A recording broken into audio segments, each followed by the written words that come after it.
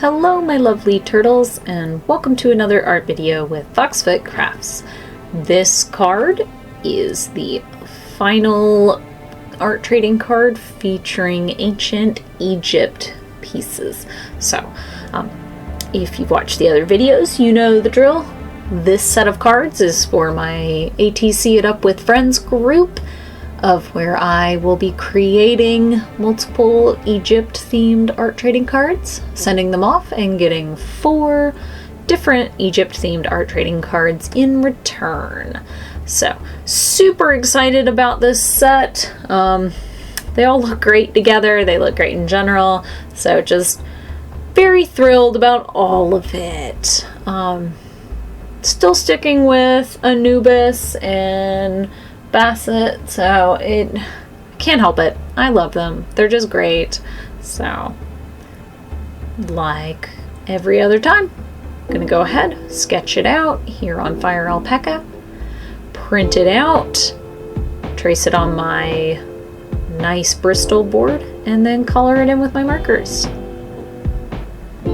I mention it a few times, but in case you haven't caught it before, the reason I like to do this is it helps me save on paper. A lot of times the Bristol board that I use doesn't do well with drawing and erasing and drawing and erasing, and so to get to draw digitally, I can adjust and change things multiple times before printing it.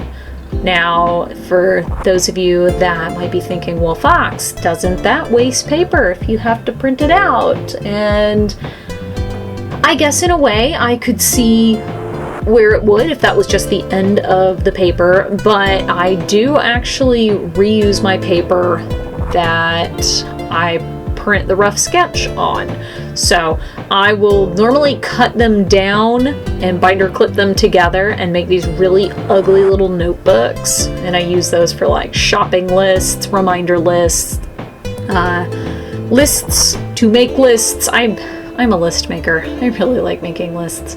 And then after I have completely used up the paper as an ugly little notebook or whatever else I'm going to be using it for, then I will actually shred it and use it to make my own paper or make paper clay.